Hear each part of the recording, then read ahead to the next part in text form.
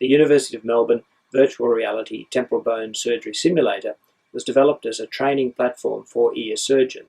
With this simulator, surgeons can practice ear operations such as cortical mastectomy, middle ear surgery, and the approach to cochlear implantation. A virtual temporal bone is displayed on the computer screen, and the surgeon interacts with it through a haptic device which is represented on the screen as a surgical drill. The haptic device provides force feedback and can be used to drill the virtual temporal bone. When 3D glasses are worn, the operating space can be seen in 3 dimensions.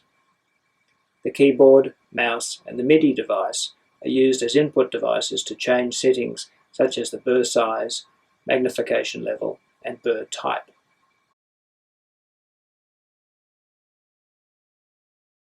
Major anatomical structures that must be identified without injury during surgery, such as the facial nerve, sigmoid sinus, dura, ossicles, and the labyrinth, are represented in the virtual temporal bone. To view these underlying anatomical structures by making the bone invisible, press the keyboard button B. Press the same button again to make the bone visible again.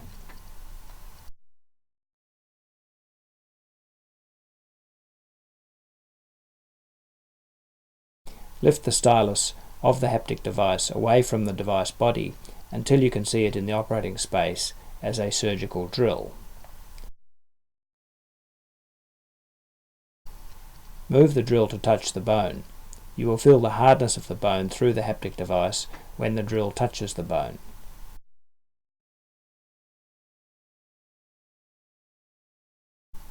To remove bone with the drill, press the dark grey button on the stylus of the haptic device to activate the burr.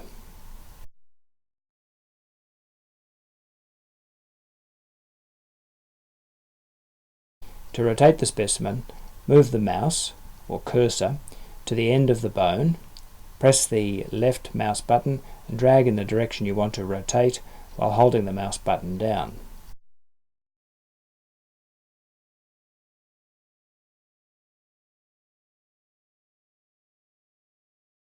To move the specimen, click this specimen with the right mouse button and drag in the desired direction, again holding the mouse button down.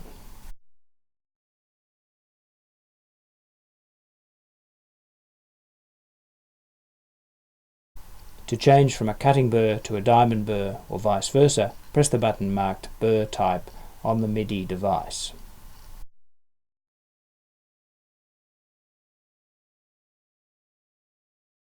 To change the burr size, use the slider marked burr size on the MIDI device.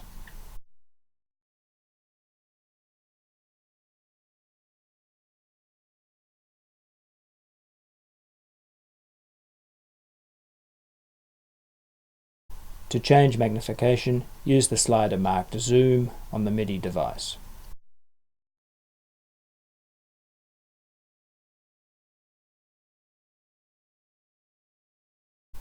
To undo the last few seconds of drilling, press U on the keyboard. This can be done repeatedly until the buffer that stores previous data is emptied. Once the buffer is empty, pressing U will have no further effect.